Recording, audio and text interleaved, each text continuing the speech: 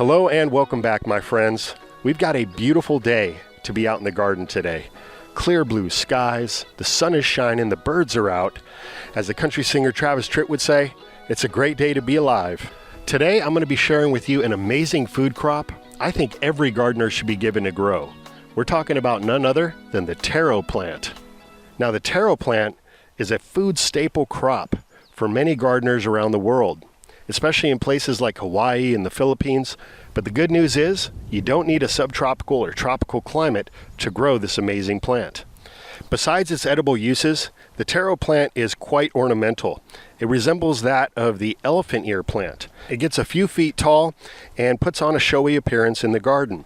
The best part is both the leaves and the corms, or the tubers, have edible uses. It's important to note, however, that both the corms and the leaves need to be cooked prior to consumption.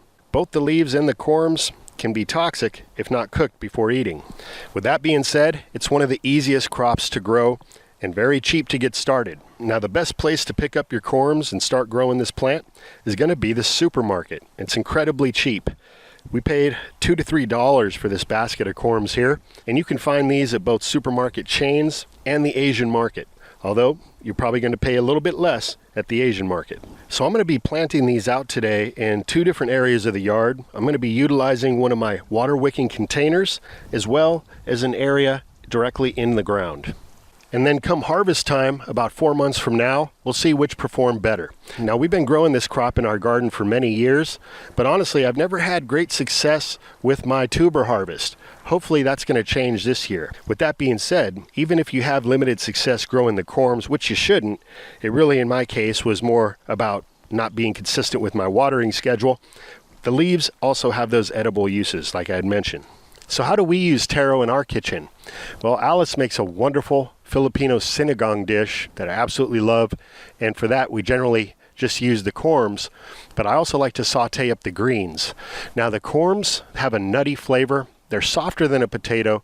They are starchy, so if you add them into your soup base, you're going to see it kind of thicken and cloud up a bit, but it's so delicious. If you go pick yourself up some seed stock, be sure to pick up a few extra so that you can prepare some at home and give it a try. But it's not just in soups and stews that the taro tastes so delicious. You peel them back like a potato and they can be used similar to a potato as a substitute.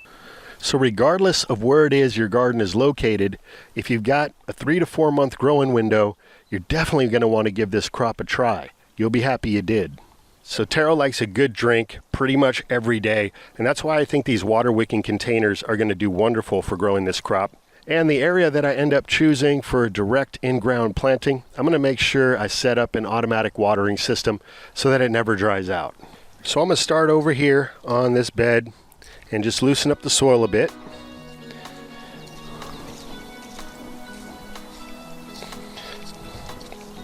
Ooh, forgot. Stuck a piece of ginger in here. It'd actually be a good combo planting, ginger and taro, as they both like a good drink of water on a daily basis. Now when you're at the store buying your taro, try to find a fresher piece that has an eye beginning to form on the corm. As you can see here, this is most likely what you'll come across, just starting to peek out there. Now these have been on the counter for about a week and a half in our kitchen, and you can see we've got some nice growth on these corms. This is actually the green part, the stalk of the plant. So we want to face this up out of the soil. So I'm just going to work that in and just leave that grow tip poking out. And it's going to be a benefit to fertilize your soil before you get to planting. It does like nutrition as well as water. So an upfront fertilization into your soil and then maybe a month or two in is going to give you the best results. I'll throw this ginger here on the side. Now taro does like full sun but can tolerate part shade. I'm going to try to choose an area that I know doesn't get too parched, too dry. I think right over here is going to work out great.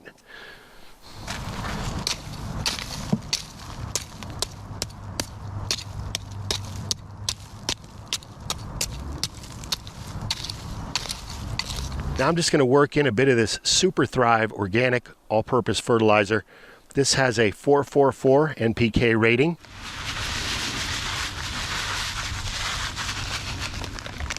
And I'm just going to work that in with my weeding sickle. This is a wonderful hand garden tool. Makes weeding easy. It makes preparing a garden bed very easy. It's sharp. Just cuts through everything. You can knock down the dirt clods. One of my favorites. And we'll just place that in like that. This one you can see the eye there poking up. I found planting these about a foot apart works good. Now as the plant grows up, it's going to create offshoots that can be separated and propagated out to expand your taro patch. But I'm looking to just really grow a little dense patch here. So I'm just going to leave it be. And just like that, once again, we're planted out. So these plants generally get 3, even up to 4 feet tall. And like I said, they're very showy. So plant it in an area of the yard where you're going to be able to see it and others can see it, so you can show it off. It is quite beautiful. So I'm just going to keep on making the most out of this beautiful spring weather we're having today.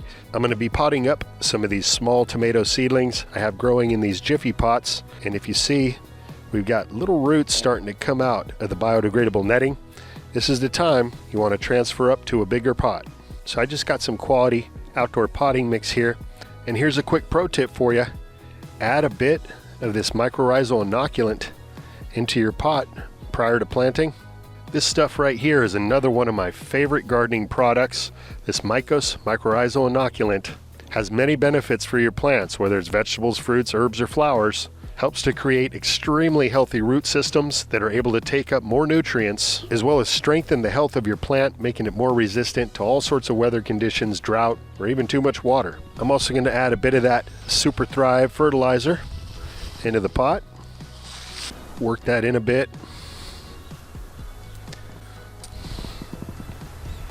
And bring that little tomato into its new home. Just going to grow this out a little bit more. Get a nice healthy established plant before we transfer out into the garden. Now if you're interested in any of the different gardening amendments, tools, gadgets that I use here, be sure to check down below in the description box. I always leave links to all the different things that I use. This handheld electric sprayer is a great way to water in your seedlings, especially when you're indoors, you don't want to make a mess. I was using this just to keep all my little seed pods nice and moist.